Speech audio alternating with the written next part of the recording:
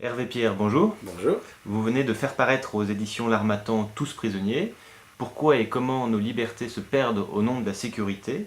Alors pourquoi ce titre Tous prisonniers? Oui, tous prisonniers parce que on l'est de notre demande de sécurité et de liberté irraisonnée. Nos contemporains veulent à la fois la liberté à 100% et la sécurité face à tous les risques qui peuvent exister, et Dieu sait qu'ils arrivent à imaginer beaucoup de risques, à 100%. Or, on a toujours su qu'une sécurité ne pouvait exister qu'en brimant ou en bridant une liberté.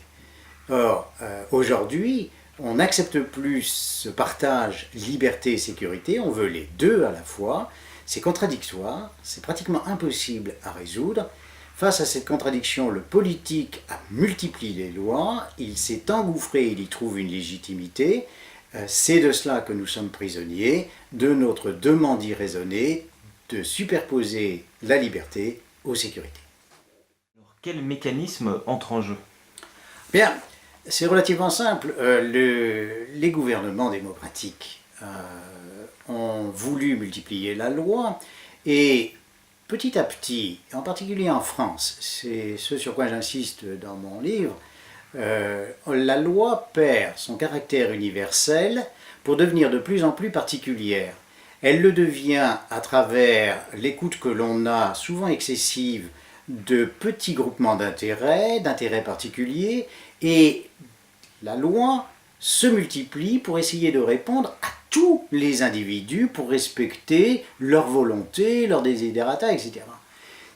Or, en même temps qu'elle perd son caractère universel, la loi continue de s'appliquer à tout le monde. Il en résulte un maquis inextricable de lois, au sein desquelles l'État peut d'ailleurs faire son choix, faire son marché pour décider d'appliquer celle-ci plutôt que celle-là, ce qui quelque part revient ou crée l'arbitraire de l'exécutif. Alors, face à cette complexité de la loi et face à la complexité qui a été créée par les gouvernements, bien, on a un mal fou à appliquer tout cela et à gérer cette complexité.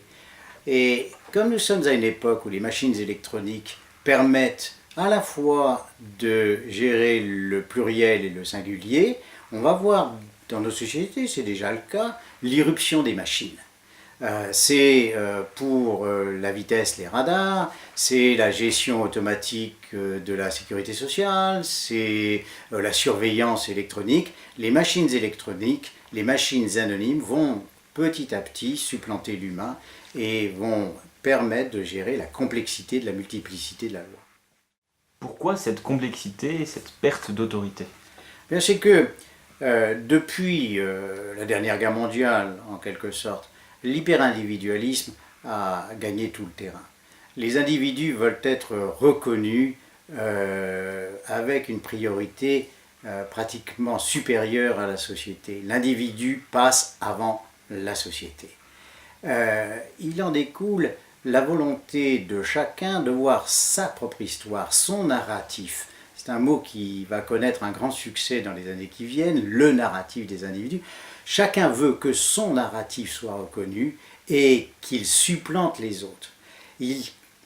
En faisant cela, on aboutit à une sorte de totalitarisme du moi, et nous nous rendons prisonniers les uns les autres de notre volonté de nous imposer les uns aux autres, avec pour seul interlocuteur des machines qui tentent de réguler nos ambitions et nos prétentions individuelles. Que peut-on faire alors?